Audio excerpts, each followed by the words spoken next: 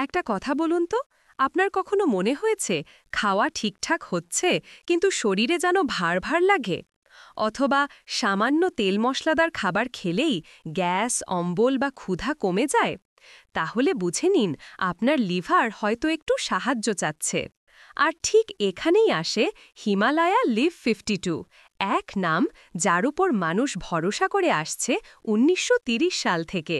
Leave 52 মূলত লিভারকে সুরক্ষা দেয়, হজম ক্ষমতা বাড়ায়, ক্ষুধা ফিরিয়ে আনে আর শরীরের টক্সিন বা বিষাক্ত পদার্থ দূর করে। এটা ভেষজ উপাদানে তৈরি। এর মধ্যে থাকে কাসনি আর মন্দুর ভাস্মা, যা লিভার সেলকে পুনর্গঠনে সাহায্য করে এবং লিভারের কার্যক্ষমতা বাড়ায়। এখন প্রশ্ন হচ্ছে, এরকম একই কম্পোজিশনের অন্য ব্র্যান্ড কি আছে? হ্যাঁ, আছে। ভারতে পাওয়া যায় লিভারেল সিরাপ, অ্যাবট, লিভার টোন, চারাক, আর বাংলাদেশে পাওয়া যায় লিভল সিরাপ স্কোয়ার, লিভারজেন, রেনাটা, যেগুলো প্রায় একই কাজ করে। তবে হিমালয়া লিভ 52 অনেক বেশি জনপ্রিয় তার দীর্ঘদিনের বিশ্বাসযোগ্যতার জন্য। তবে একটা কথা মনে রাখবেন, যে কোনো ভেষজ বা অ্যালোপ্যাথি ওষুধ খাওয়ার আগে ডাক্তার বা ফার্মাসিস্টের পরামর্শ নেওয়া জরুরি।